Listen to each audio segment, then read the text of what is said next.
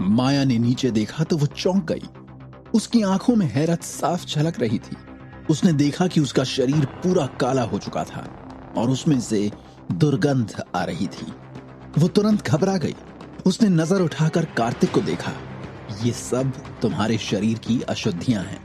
Foundation establishment पिल का असर तुम्हारी हड्डियों को साफ करना है और ये देखकर समझ आ रहा है कि पिल ने अपना काम बहुत अच्छे से किया है, कार्तिक ने मुस्कुराते हुए समझाया।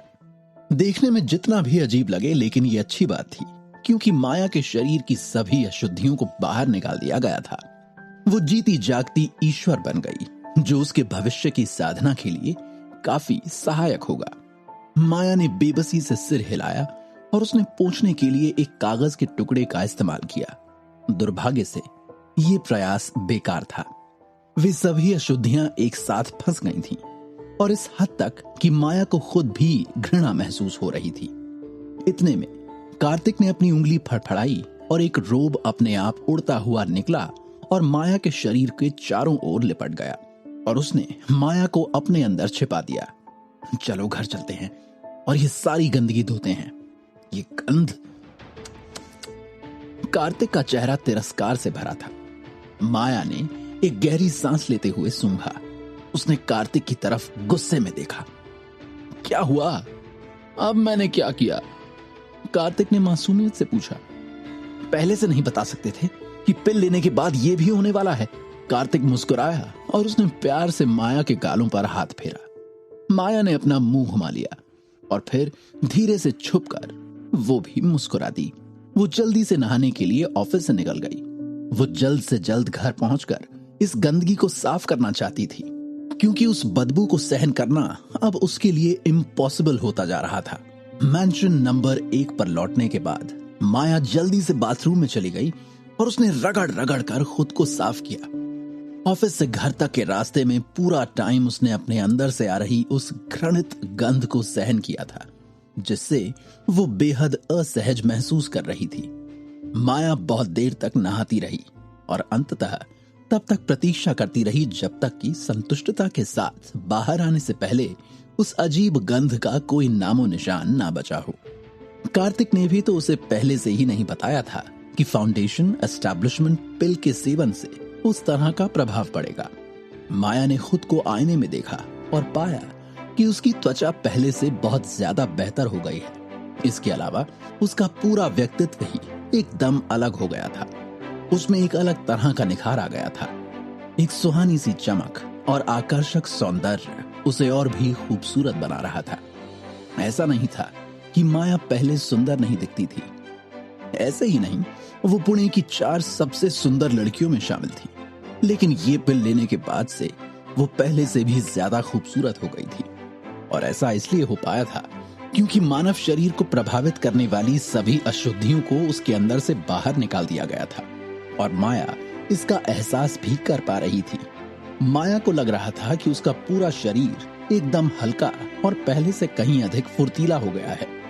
यही कारण था कि अमर लोक में इतनी सारी परियां थीं। वे सभी परियां फूलों की तरह सुंदर थीं। ऐसा इसलिए था क्योंकि अमर क्षेत्र में कल्टीवेशन करने वाले अपनी क्रिया की शुरुआत से ही लगातार अपनी काया में सुधार कर रहे थे और अपनी हड्डियों को धो धोकर सभी अशुद्धियों से मुक्त कर रहे थे। जहां तक पृथ्वी के योद्धाओं का प्रश्न है, उनमें से बहुत कम ही ऐसा करने में सक्षम थे। माया अब बाथरूम से बाहर आ चुकी थी और अपने कमरे में थी। वो सामने के बेड पर लेट गई और उसे लगा कि उसकी पावर पहले से भी ज्यादा हो गई है। उसके लाल होंठ थोड़े ऊपर उठे और वो मुस्कुरा दी। मैं वास्तव में नहीं जानती कि कार्तिक के पास इतने सारे सूत्र और स्पिरिट की गोलियां कैसे हो सकते हैं और क्यों हैं। मैं ये भी नहीं जानती कि इन 3 वर्षों के दौरान उसके साथ क्या हुआ और वो इतना शक्तिशाली कैसे हो गया, वो इतना कैसे बदल गया। माया बड़बड़ाई। कार्तिक पिछले 3 सालों में काफी बदल गया था। जब 3 साल के लंबे इंतजार के बाद उसने पहली बार कार्तिक को देखा था तो वो वास्तव में उन दोनों के बीच के अंतर से चौंक गई थी। उसे डर था कि वो उसे खो देगी। माया ने अपने गले की अंगूठी ऊपर उठाई और अपनी अनामिका की ओर देखा उसकी आंखें हिल रही थीं। माया ने अपने होठों को शुद्ध किया और अंगूठी को शिथिल करते हुए आह भरी। 1 सप्ताह बाद जायसवाल ग्रुप द्वारा विकसित ब्यूटी क्रीम को ऑफिशियल तौर पर लिस्ट किया गया था। पुणे शहर में कई बड़े बिजनेसमैन को जायसवाल ग्रुप जैसे छोटे और मध्यम आकार के बिजनेसमैन से बहुत ज्यादा बड़ी उम्मीदें नहीं थी, लेकिन चूंकि जायसवाल ग्रुप की माथुर फैमिली के साथ पार्टनरशिप थी, इसलिए उन्होंने इस पर ध्यान देना शुरू कर दिया था, और जो गलत भी नहीं था। जायसवाल ग्रुप द्वारा नया प्रोडक्ट जारी किए जाने पर इसने कई लोगों का ध्यान अपनी तरफ आकर्षित किया था। वे सभी जानना चाहते थे कि माथुर फैमिली का कोऑपरेशन उन्हें भी कैसे मिल सकता है और इसके लिए उन्हें क्या करना होगा, क्योंकि वो ब्यूटी क्रीम लॉन्च करके जायसवाल ग्रुप और माया जायसवाल ने तो अपनी काबिलियत साबित कर दी थी। पूरे शहर में बस उसी की चर्चाएं चल रही थीं। पूरे शहर में ही क्या, बल्कि पूरे इंडिया में अब ये बातें होने लगी थीं। ब्यूटी क्रीम के लॉन्च और रिलीज का जश्न मनाने के लिए जायसवाल ग्रुप ने विशेष रूप से एक प्रेस कॉन्फ्रेंस भी ऑर्गेनाइज की थी। क्यों? कारण सिंपल था, सिर्फ प्रोडक्ट लॉन्च करने से क्या होगा, उसकी पब्लिसिटी करना भी तो स्वाभाविक और जरूरी था। वे इस प्रोडक्ट के प्रभावों में विश्वास करते थे, इसलिए उन्होंने इसकी पब्लिसिटी करने में कोई कसर नहीं छोड़ी।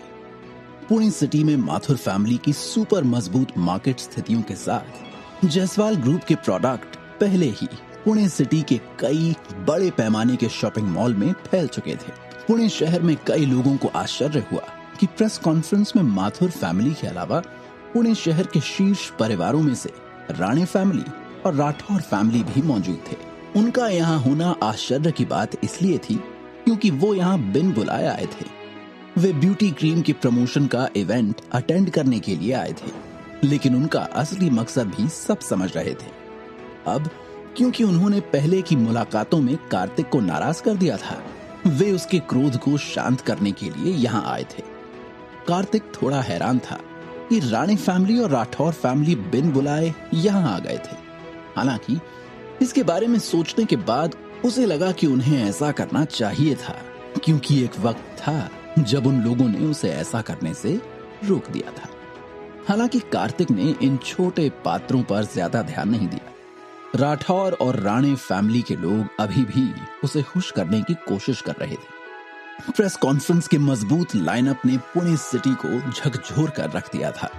माया ने महसूस किया कि जायसवाल ग्रुप को प्रसिद्ध बनाने और एक झटके में ऊपर उठाने का ये एक अच्छा अवसर होगा। पुणे शहर के कई पावरफुल परिवारों ने वास्तव में जायसवाल ग्रुप की ब्यूटी क्रीम की प्रेस कॉन्फ्रेंस में भाग लिया। आखिर क्या थी ये बात? पब्लिसिटी लाइनअप के एक्सपेंसेस ने कस्टमर्स को उत्सुक बना दिया था। बहुत खर्चा किया गया था इस क्रीम की पब्लिसिटी में, जो एक बहुत ही समझदार और जरूरी फैसला भी था। वो कहते हैं ना, मक्खियों को बुलाना है तो सामने गुड़ तो डालना ही होगा, और जायसवाल ग्रुप ने तो यहाँ चाशनी बहा दी थी। फिर मक्खियों का जमावड़ा लगना तो जाहिर सी बात थी। साथ ही ये जानना भी अहम था कि किस तरह के प्रोडक्ट पुणे शहर के दिग्गजों को उनके साथ सहयोग करने के लिए राजी कर सकते हैं। 2 प्रथम श्रेणी की फैमिली भी थी जिन्होंने पब्लिसिटी एक्टिविटीज में भाग लेने की पहल की थी। इसलिए जायसवाल ग्रुप, जो मूल रूप से केवल मध्य लेवल पर था, इस युद्ध में अपना परचम लहराने के बाद प्रसिद्ध हो गया था। प्रेस कॉन्फ्रेंस बहुत बड़ी थी। भारी मात्रा में पब्लिसिटी के कारण इस ब्यूटी क्रीम ने पुणे शहर के लोगों में कौतूहल पैदा कर दिया था। उन्हें इसे खरीदने के लिए काफी संघर्ष करना पड़ रहा था, और इस प्रोडक्ट को खरीदने की होड़ में जो भीड़ शामिल थी, उसमें से एक बड़ा हिस्सा महिलाओं का था। बेशक जायसवाल ग्रुप ने ब्यूटी क्रीम का एक डाइल्यूटेड वर्जन तैयार किया था, क्योंकि अगर वो इसका ओरिजिनल वर्जन बनाते और मार्केट में बेचते तो ये निश्चित रूप से एक ऐसा प्रोजेक्ट बन जाता जो पैसा जलाने लगता, और इसलिए इसका प्रभाव भी कम हो जाता। वैसे देखा जाए तो प्रभाव में कमी ज्यादा नहीं थी, लेकिन प्रभाव को 10 सेकंड से 3 दिन तक बढ़ा दिया गया था। ऐसा जादुई प्रभाव एक ही उद्योग में सभी कंपटीशन को दूर करने के लिए काफी था।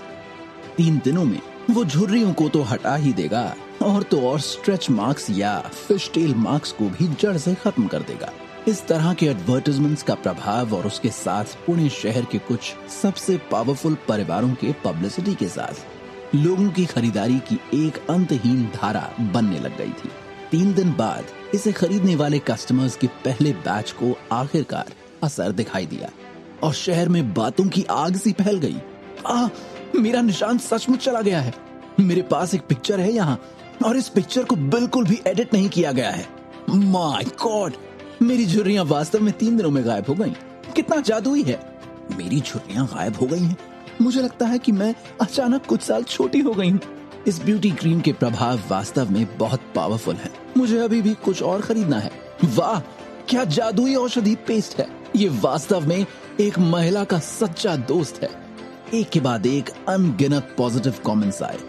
3 दिन बाद दोपहर में अनगिनत लोग ब्यूटी क्रीम खरीदने के लिए जायसवाल ग्रुप के डिस्ट्रीब्यूशन पॉइंट पर इस डर से उमड़ पड़े कि कोई उनसे इसे छीन लेगा। वे सभी महिलाएं थीं और उनमें कुछ पुरुष भी थे। उन्होंने इसे अपनी पत्नियों या गर्लफ्रेंड के लिए खरीदा था। पिछले कुछ दिनों की रिपोर्टें इस बारे में थीं कि जायसवाल ग्रुप के नए उत्पादों के प्रभाव कितने अद्भुत थे। संरक्षण उत्पादों और सौंदर्य प्रसाधनों के अन्य ब्रांड बेकार थे। हर तरफ उड़ रही इन खबरों ने अनजाने में जायसवाल ग्रुप के लिए एक एडवर्टाइजमेंट्स का पहाड़ खड़ा कर दिया था। ये कहा जा सकता है कि एक बार ब्यूटी क्रीम जारी होने के बाद पुणे सिटी ने सबसे पहले खरीदारी का उन्माद पैदा किया। ऐसा इसलिए था क्योंकि वे पुणे शहर में थे और उन्हें सबसे नजदीकी खोज में चांद भी मिल सकता था। ब्यूटी क्रीम की खबरों को इंटरनेट पर अनगिनत अच्छे रिव्यू मिलने के बाद दूसरे शहरों से भी लोग इस जादुई प्रोडक्ट की एक बोतल खरीदने के लिए पुणे शहर में आए। स्वाभाविक रूप से महिलाएं सबसे ज्यादा पागल थीं। ये कुछ ऐसा था जिसने महिलाओं को दीवाना बना दिया था।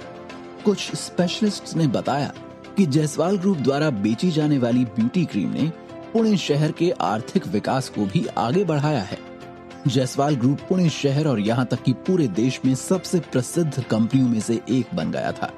बेशक ये सिर्फ भविष्य के लिए शब्द मात्र ही थे। जायसवाल ग्रुप के नीचे एक के बाद एक लाखों करोड़ों लग्जरी कारें पार्किंग में भर गईं। ये सभी पुणे शहर की प्रसिद्ध कंपनियां और अन्य कंपनियों के मालिक थे जो सहयोग लेने आए थे। ब्यूटी क्रीम का प्रभाव आश्चर्यजनक था और इसका मार्केट मूल्य अद्वितीय था। ब्यूटी क्रीम केवल पुणे शहर में ब्यूटी क्रीम की बिक्री तक ही सीमित थी, इसलिए अन्य जगहों के लोग इस विशाल बिजनेस अवसर को विकसित करना चाहते थे। अधिक से अधिक कंपनियां सहयोग की बात करने आईं। इन लोगों के साथ व्यवहार करने मात्र से ही माया लगभग थक चुकी थी। पुणे सिटी में ब्यूटी क्रीम खरीदने का ट्रेंड दिखाई दिया। यदि आपने उल्लेख किया है कि आप जायसवाल ग्रुप की ब्यूटी क्रीम के बारे में नहीं जानते हैं, तो आपको बाहर जाने में शर्मिंदगी महसूस करनी पड़ सकती है। जायसवाल ग्रुप के फलते फूलते विकास को देखकर दूसरी जायसवाल फैमिली के लोगों को जलन होने लग गई थी। यह अफसोस की बात थी कि उनका जायसवाल ग्रुप की इस ग्रोथ और इस सक्सेस से कोई लेना देना नहीं था। डैड, माया और उसकी फैमिली भी जायसवाल फैमिली की सदस्य हैं। क्या हम उन्हें मांस का ये मोटा टुकड़ा अपने पास रखने देंगे? यश ने मदन की ओर देखा। जायसवाल ग्रुप जितना बेहतर होता जा रहा था, वो उतना ही ईर्ष्यालु होता गया। मदन ने ये भी महसूस किया कि माया और बाकी लोग जायसवाल फैमिली से ही थे। वो उन्हें सफलता का ये बड़ा केक अपने पास रखने नहीं दे सकता था। इसलिए उसने विभोर जायसवाल से पूछा। विभोर जायसवाल के हाव भाव बेहद बदसूरत थे, लेकिन उसके शातिर दिमाग में कुछ तो चल रहा था। आखिर क्या विभोर जायसवाल माया और कार्तिक के इस बढ़ते बिजनेस में कोई अड़चन पैदा करेगा? क्या विनाश आखिरकार कार्तिक तक पहुंच जाएगा?